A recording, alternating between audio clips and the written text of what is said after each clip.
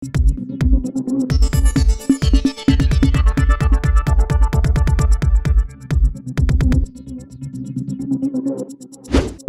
News Maharashtra बातमीचे वास्तववादी विश्लेषण। आज अनगर येथे आपल्या पक्षातून नगराध्यक्षपदासाठी उज्ज्वला थिटे यांनी उमेदवारी अर्ज दाखल केलेला आहे।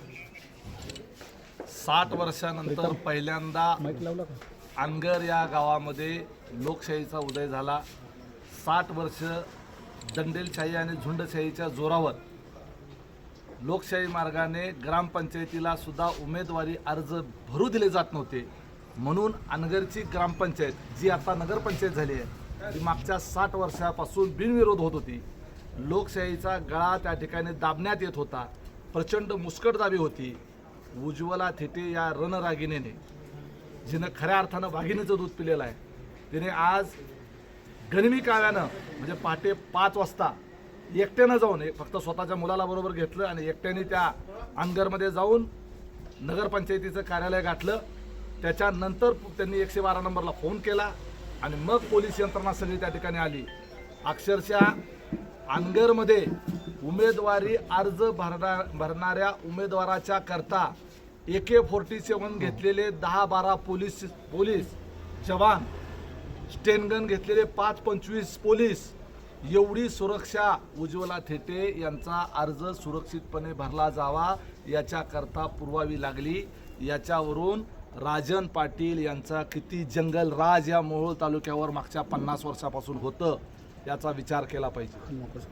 आणि म्हणून अशा पद्धतीची झुंडशाहीची प्रवृत्ती असलेली आहे। एका विधवा महिलेला पूर्ण तिच्या घरातून हद्दपार करणारी, तिचं घर त्या ठिकाणी घरावर दरोडा टाकणारे, तिचं शेत जाळून टाकणारे, तिच्या मुलावर अॅट्रॉसिटीची केस करून त्याचं शैक्षणिक आयुष्य बर्बाद करणारे, त्या मुलाच्या शाळेच्या दाखल्यावर, जी शाळासुद्धा अनगरकरांच्या ताब्यात आहे, त्या दाखल्यावर अॅट्रॉसिटीचा गुन्हा दाखल असल्यामुळे याला कुठेही प्रवेश दिला जाऊ नये असा उल्लेख भारतातल्या कुठल्याही शाळेच्या दाखल्यावर लिव्हिंग सर्टिफिकेटवर केला जात नसेल, हे अनगरकरांनी केलं। इतकं घाणेरडं मनोवृत्तीचा माणूस, 17 वर्षाच्या पोराचं आयुष्य बर्बाद, 12वीच्या परीक्षेला असताना परीक्षेला बसू दिलं नाही, घरावर दरोडा टाकला, यांचं उसाचं बिल दिलं नाही, आणि आज त्यांनी उमेदवारी अर्ज भरण्याच्या करता म्हणून अनगरमध्ये जात असताना नगराध्यक्षपदाच्या करता राष्ट्रवादी काँग्रेस पार्टीचा अधिकृत उमेदवार ते जात असताना 3 दिवसापासून 500-500 हजार गुंड रस्त्याच्या दोन्ही बाजूला, अनगरला जाणाऱ्या प्रत्येक रस्त्यावर दुतर्फा गुंड उभा केले, हातामध्ये हत्यारं, काठ्या, तलवारी, आणि अर्ज भरायला गेल्यानंतर त्यांच्या गाड्यांचा पाठलाग केला, त्यांना मारण्याचा प्रयत्न केला, पुन्हा त्यांना माघारी यावं लागलं। हे भारतातलं गाव आहे का असा प्रश्न पडावा। अशा पद्धतीचं या सगळ्या अनगर भागातल्या आणि मोहोळ तालुक्यातल्या लोकांनी आजपर्यंत भोगले।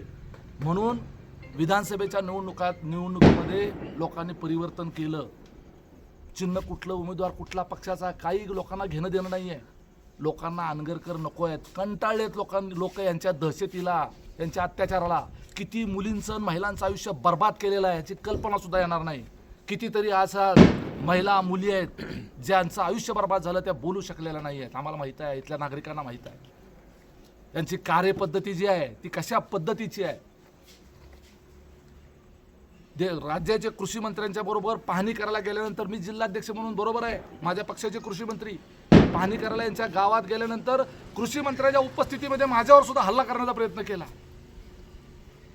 अशा पद्धतीची ही माणसं त्यावेळेला हे राष्ट्रवादी पक्षात होते, आता हे भारतीय जनता पार्टीमध्ये गेलेले आहेत। मला खरंच देवेंद्र फडणवीस यांच्यासारखं उद्याच्या देशाचं पंतप्रधान होऊ शकणारं व्यक्तिमत्व आहे, स्टेट्समन म्हणून ज्यांचं व्यक्तिमत्व आज कौतुकानं त्यांचं नाव घेतलं जातं, त्यांच्या पक्षामध्ये ही जी असली घाण गेली, त्याच्यामुळे आज देशभर भारतीय जनता पार्टीचं नाव बदनाम व्हायला लागलं। देशभर माननीय मुख्यमंत्र्याचं, जिल्ह्याच्या पालकमंत्र्याचं नाव बदनाम व्हायला लागलं। कारण या भारत देशामध्ये लोकशाहीचं 75वं वर्ष साजरं करतोय।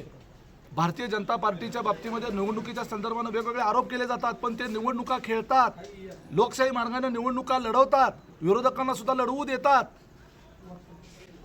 त्यांच्या हातात सत्ता आहे, निवडणूकच रद्द करता आली असती त्यांना, परंतु एकमेव अनगर हे गाव असं आहे की त्या ठिकाणी निवडणूकच लढू दिली जात नाही।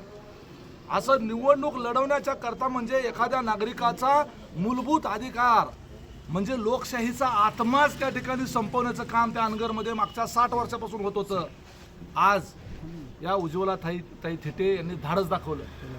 चांगल्या पुरुषांना कधी धाडस करता आलं नाही, परंतु या विधवा महिलेनं ते धाडस करून दाखवलं. दादा, त्यांचं असं म्हणणं आहे की सगळे आरोप बिनबुडाचे आहेत. अनगरमध्ये लोकशाही आहे आणि लोकशाही गाव संपूर्ण मिळून लोकांची निवड करतात, त्यामुळे सगळे आरोप बिनबुडाचे आहेत. अनगरकरांचं हे आरोप अतिशय थोतांड स्वरूपाचे आहेत. कितीतरी मोठमोठ्या नेत्यांच्या गावच्या ग्रामपंचायतीमध्ये निवडणुका लागतात. पवार साहेबांचं गाव असलेल्या काटेवाडीमध्ये, अजितदादांचं गाव असलेल्या काटेवाडीमध्ये दर 5 वर्ष निवडणूक होते. काय कमी केले त्या गावामध्ये? पण लोकशाही टिकली पाहिजे. लोकांना मत द्यायचा अधिकार आहे. डॉक्टर बाबासाहेब आंबेडकरांनी कशासाठी लोकशाही केलेली आहे? तुमचीच निवडणूक. तुम्ही असा काय दिवा लावलाय त्या अनगरमध्ये? विकासाचा झेंडा निर्माण केलाय, स्वर्ग निर्माण केलाय त्या अनगरमध्ये की लोक तुमच्यावर एवढी उसंडून तुमच्यावर खुश आहेत आणि म्हणून त्या ठिकाणी लोक निवडणूकच नको म्हणतात. सगळं काय असेल ते मालक तुम्ही ठरवा. असं अजिबात होत नाही. पवारांनी काय कमी केला विकास? त्यांनी काय त्यांच्या गावात विकास केला नाही? विलासराव देशमुखांनी त्यांच्या बाबळगावचा विकास केला नाही? त्यांच्या गावामध्ये निवडणुका होत नाहीत. हा कुठला 30 मार्का लागून गेला एवढा विकास करणारा तिथं निवडणुकाच होत नाही. हे आरोप बिनबुडाचे नाही आहेत. त्यांनी या महिलेच्या संदर्भानं मध्यंतरी आम्ही पैसे देऊन त्या ठिकाणी यांना आरोप करायला लावले असं म्हटलं. अरे आज तुम्ही त्यांना निवडणुकीला अर्ज भरायचा होता, तर मग रस्त्यावर गुंड कशाला उभा केले? हत्यारबंद माणसं का उभा केली? रस्त्यावर ट्रॅक्टर, तुम्ही उसाचे ट्रॅक्टर का आडवे लावले? त्याचे व्हिडिओ आहेत. काल पोलीस स्टेशनच्या संदर्भातले व्हिडिओ आहेत. सगळी यंत्रणा हाताशी का धरली? त्या ठिकाणी त्यांना शौचालयाचा दाखला सुद्धा दिला नाही. त्यांचं गावामध्ये बंगला आहे. बंगल्यामध्ये स्वतःच्या घरामध्ये एक सोडून 2-2 टॉयलेट आहेत. आणि मुख्याधिकाऱ्यांनी काय उत्तर दिलं? लेखी उत्तर काय दिलं? की शौचालय वापरत असल्याच्या संदर्भानं खातरजमा नसल्याने शौचालय वापरत असल्याचा दाखला देणे शक्य नाही, असं लेखी उत्तर त्या मुख्याधिकाऱ्यानं दिलं नगर परिषदेच्या. आता म्हणजे थोडक्यात शौचालय बसून त्याचा व्हिडिओ काढून ह्यांना द्यायचा आहे का वापरत असल्याचं उदाहरण म्हणून? म्हणजे अशा पद्धतीनं अडवणूक, म्हणजे त्यात दाखला ह्यांना द्यायचा नाही जेणेकरून यांचा छाननीमध्ये अर्ज बाद होईल. दादा, मतदार यादीत नाव आहे, अजून सांगतो, मतदार यादीमध्ये नाव आहे. ऑनलाईन मतदार यादीमध्ये काढलं की प्रिंट निघते. कुणीही काढलं, तुम्ही काढले तरी उज्ज्वला थिटेंचं नाव मतदार यादीत येतं. परंतु मतदार यादीवर फक्त तिथं त्यांचा सही शिक्का लागतो. तो सही शिक्का द्यायला सुद्धा यांनी विरोध केला, म्हणजे यांचा अर्ज बाद व्हावा. अरे तुम्ही अशा पद्धतीनं ही तुमची पद्धत आहे बिनविरोध निवडणूक करण्याची? हे चुकीचं आहे. ते आम्ही जे आरोप करतोय ते वस्तुस्थितीला आणि प्रत्यक्ष घडलेल्या घटनेला अनुषंगाने आहे. 2 दिवसाचे 3 दिवसाचे मागच्या अनगरच्या सगळ्या रस्त्याचे व्हिडिओ आमच्याकडे आहेत. अर्ज टिकेल का दादा सगळ्या अर्ज टिकेल या सगळ्या परिस्थितीमध्ये? अर्ज 100% टिकणार आहे. अर्जाच्या प्रत्येक पानाचं व्हिडिओ शूटिंग काढलेलं आहे. अर्जाच्या प्रत्येक पानावर पोच असल्याचा सही शिक्का त्या ठिकाणी निवडणूक निर्णय अधिकाऱ्याचा घेतलेला आहे. माझी उलट या निमित्तानं मागणी आहे, एका लोकशाहीमध्ये, भारताच्या लोकशाहीमध्ये उमेदवारी अर्ज भरण्याच्या करता अडथळे निर्माण केले म्हणून संबंधित जे कोणी अधिकारी त्या ठिकाणी असतील त्यांना निवडणूक आयोगानं तात्काळ निलंबित केलं पाहिजे, तात्काळ सस्पेंड केलं पाहिजे. नाहीतर ही उद्याच्याला आपल्या देशामध्ये निवडणूक लढवण्याचा मूलभूत अधिकार सुद्धा काही माणसं यांचा आदर्श घेऊन उद्याच्याला हिरावून घेतील. कुठल्याही त्या ठिकाणी कृत्या काढतील, एखादा कागद बाद करतील, कारण यांच्याच हातात आहे सगळं. दादा, अर्ज दाखल करून घेण्यासाठी इतकं पोलीस संरक्षण घ्यावं लागलं. तुम्ही प्रचार कशा पद्धतीने करणार आहे मग गावात जाऊन? आम्ही त्या ठिकाणी गावात जाऊन प्रचार करणार, त्या ठिकाणी गावात जाऊन सभा घेणार आणि वेळ पडली तर आज आमच्या राष्ट्रवादीच्या त्या ठिकाणी त्या उमेदवार आहेत. आम्ही एकत्रित, त्या धनुष्यबाण असेल, राष्ट्रवादी असेल, या ठिकाणी एकत्रित आम्ही निवडणुका लढवतोय. आम्ही त्या ठिकाणी अजितदादांची, एकनाथ शिंदे साहेबांची सभा सुद्धा त्या ठिकाणी लावायचा प्रयत्न करणार. अनगरच्या लोकांना आता मुक्त व्हायचं आहे. त्यांना देखील स्वातंत्र्य पाहिजे. आम्ही मोहोळ तालुका स्वतंत्र केला 23 नोव्हेंबरला. देशाला स्वातंत्र्य मिळून 75 वर्ष झाली, परंतु आमचा मोहोळ तालुका गेल्या वर्षी 23 नोव्हेंबर 2024 रोजी स्वतंत्र झाला. आता तो आम्ही पहिलं वर्ष साजरं करू. तसं अनगर स्वतंत्र करायचं आहे. अनगरला देखील स्वातंत्र्य पाहिजे, मोकळा श्वास पाहिजे, मोकळेपणाने लोकांना बोलता फिरता आलं पाहिजे, मोकळेपणानं तिथं लोकांना निवडणुका लढता आल्या पाहिजे, उभारता आलं पाहिजे, आरोप टिप्पणी करता आली पाहिजे. आणि हेच खरं लोकशाहीचं सौंदर्य आहे. हे सगळं सौंदर्य जो आहे ते संपवून टाकलेलं आहे अनगरकर पाटलांनी.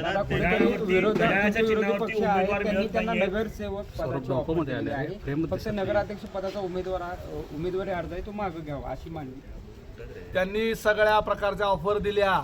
त्यांनी त्या ठिकाणी वेगवेगळ्या पद्धतीच्या ऑफर दिल्या. तुमची जमीन आम्ही विकत घेतो, तुम्हाला जमिनीच्या डबल पैसे देतो, त्याचबरोबर तुम्हाला नगरसेवक करतो, अशा पद्धतीचा आरोप केला आणि यांना मॅनेज करायचा प्रयत्न केला. यांचा एक पावणा सोडला नाही.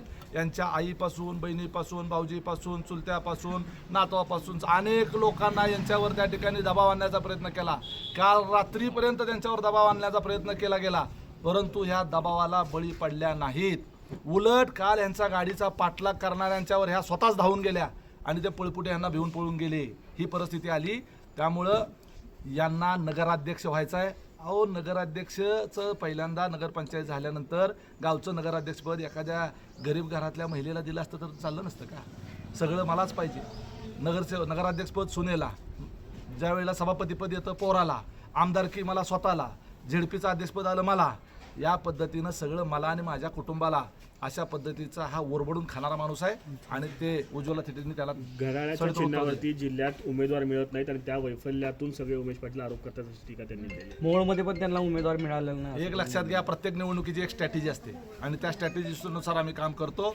रमेश बारसकर या ठिकाणी, रमेश बारसकर हे माझ्यासोबत पहिल्यापासून काम करतात. ते अजितदादांच्या बरोबर राष्ट्रवादीमध्ये त्यांनी काम केलेलं आहे. आम्ही त्या ठिकाणी व्यवस्थितरित्या नियोजन करून काही अनगरकरांचे एजंट हे एकनाथ शिंदे साहेबाच्या शिवसेनेत चालले होते. त्यामुळं त्या ठिकाणी इथल्या शिवसेना विचाराचा गैरफायदा घेऊन अनगरकरांच्या एजंटांनी हे मूळ शहर ताब्यात घेतलं असतं. इथं उबाटा शिवसेना जी आहे हे अनगरकरांची शिवसेना आहे ती, आणि ही जी आहे ती अनगरकरांच्या विरोधातली शिवसेना आहे. आणि मोहोळ शहराला शिवसेनेचा रक्तरंजित इतिहास आहे आणि इथली जे शिवसेने आधीचे म्हणणारे आहेत त्यांना मॅनेज झालेले आहेत. म्हणून करता या ठिकाणी मोहोळचा नगराध्यक्ष, पहिला नगराध्यक्ष शिवसेनेचा झाला पाहिजे, कारण शिवसैनिकाचा या मोहोळ शहरामध्ये मर्डर केला गेलेला आहे आणि तो या अनगरकरांनी केलेला आहे. त्यामुळे आम्हाला उमेदवार मिळत नाही असं तुमचा आमदार पाडलाय, तुम्हाला बोलायचा अधिकार नाही. त्या मोहोळ शहराने 12,500 मताचं मताधिक्य दिलेलं आहे. आम्ही एकत्रित युतीमध्ये आहोत. तिथंही आमची शिवसेना आणि आमची राष्ट्रवादी युती आहे. तिथं राष्ट्रवादीचा उमेदवार आज सगळे आमच्या थिटेताईंच्या पाठीमागं सगळे खंबीरपणे उभे आहेत. आणि काय सांगतात घड्याळ, अकलूजचे सगळे उमेदवार घड्याळावर उभा केलेले आहेत. मंगळवेढ्यामध्ये घड्याळावर उमेदवार उभा केलेत. अक्कलकोटमध्ये घड्याळावर उमेदवार उभे केलेले आहेत. पंढरपुरामध्ये काही घड्याळावर उमेदवार उभे राहत आहेत. त्याचबरोबर बार्शीमध्ये आमचं घड्याळावर उमेदवार उभा राहतोय. कुर्डवाडीमध्ये घड्याळावर उमेदवार आहेत. करमाळ्यामध्ये घड्याळावर उमेदवार आहेत. अरे तुम्ही घड्याळ ज्यांनी सोडून दिले त्यांनी घड्याळाची काळजी एवढी कशाला करायची? आमचं आम्ही बघून घेतो. आता तुम्ही कमळ घेतलंय ना, त्याचं बघा काय झालंय. भारतीय जनता पार्टीला मोहोळ तालुक्यामध्ये कुठंच कमळ उगवून यायला जागा दिसत नव्हती. कुठंच त्यांना गटार सापडत नव्हती. कुठंच त्यांना डबकं दिसत नव्हतं. ती गटार फक्त अनगरमध्येच त्यांना सापडली, म्हणून ती कमळ तिथं दिसली. दादा, खरं तर आमदार राजू खरेंना निवडून आणण्यामागे आपला देखील मोठा वाटा होता. आता या नगरपालिका निवडणुकीत त्यांची भूमिका काय असणार आहे? आमदार राजू खरे हे आमच्या सोबतच राहणार. त्यांचा पूर्ण सक्रिय पाठिंबा, सक्रिय सहभाग हा त्या ठिकाणी आमच्या सोबतच असणार. मी आधीच सांगितलं, आमच्या तालुक्यामध्ये राजन पाटील पक्ष आणि राजन पाटील विरोधातला पक्ष, चिन्ह कुठलंही महत्त्वाचं नाही. आमच्या तालुक्यात राजन पाटलाचा पक्ष आणि त्याच्या विरोधातला पक्ष एवढेच 2 पक्ष आहेत. तिकडे वेगवेगळी जी चिन्ह दिसतात राजन पाटलाला मदत करणारी, ती चिन्ह वेगळी असतील पण माणसं त्यांचीच असतात. पण इकडे जे आहेत हे सगळे एकसंधपणे राजन पाटील यांच्या विरोधातले आहेत. कारण जे अनगर नगरपंचायतीच्या बाबतीत, जे उज्ज्वला थिटेच्या बाबतीत जे अनुभवायला ह्या देशाने सगळं जे पाहिलं, हा प्रकार ह्या मोहोळ तालुक्यामध्ये ही झुंडशाही अनेक वर्षापासून चाललेली आहे.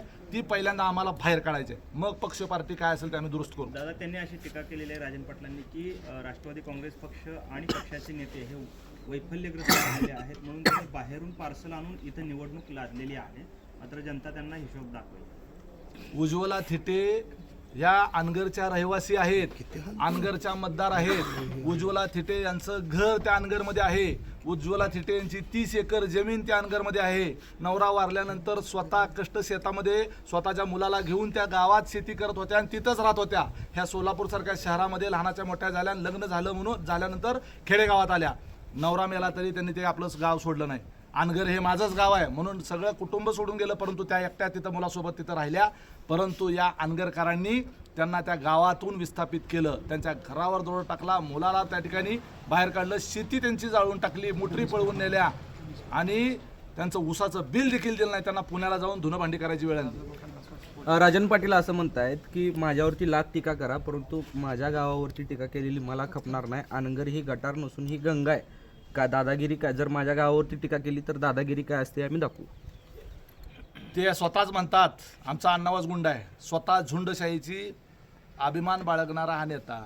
माझ्या पोरांनी 17 वर्षी 302ची कलमं भोगलेली आहेत आणि आम्हाला त्याचा अभिमान आहे असं म्हणणारा हा घाणेरडा प्रवृत्तीचा विकृत मनोवृत्तीचा नेता आहे. आणि काय गुंडशाही असती, झुंडशाही असती, सगळा मोहोळ तालुका आहे हा सगळा. तुझा अनगर एवढूसा आहे आणि त्या लोकांना बिचारांना कशाला ह्याच्यामध्ये गुंतवतो? या सगळ्यामध्ये लोकशाही मार्गाने लढायची मत दाखवा. झुंडशाहीने काय बोलता त्या ठिकाणी? आणि माझ्या गावावर, माझ्या आधी म्हणत होता माझ्या कुटुंबावरच बोलतात. तुमच्या वृत्ती ज्या आहेत आज सगळ्या भारत देशाने बघितल्या.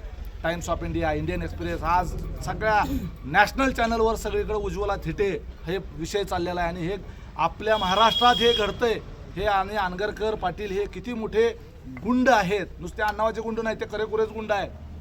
आणि ते आज सगळ्या महाराष्ट्राने देशाने बघितलेलं आहे.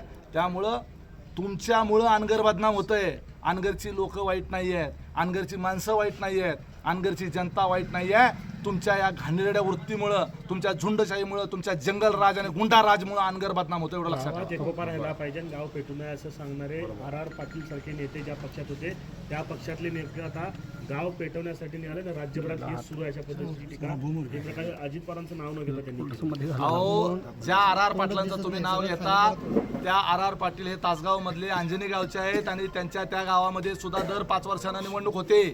राज्याचे गृहमंत्री राहिले, जिल्हा परिषद सदस्यापासून राज्याच्या उपमुख्यमंत्री पदापर्यंत गेले, तरी सुद्धा त्यांच्या गावामध्ये 2-3 पार्ट्या लागतात आणि तिथं निवडणूक होते. तिथं लोकशाही आहे. तुमच्या गावात लोकशाही आहे का, ठोकशाही आहे का, हुकुमशाही आहे का, झुंडशाही आहे का? त्या ठिकाणी आणखी काय आहे? गावातला एकोपा असा असतो का कानपटीला बंदूक लावून? गावातला एकोपा कानपटीला तलवार लावून असतो? लोकांना त्या ठिकाणी उमेदवारी अर्ज भरायला जाताना त्या ठिकाणी मारहाण करणं हा गावातला तुमचा एकोपा आहे? आपल्या परिसरातील बातम्या पाहण्यासाठी आजच टुडे न्यूज महाराष्ट्र चॅनलच्या बेल आयकॉनला क्लिक करून सबस्क्राईब करा व नोटिफिकेशन मिळवा.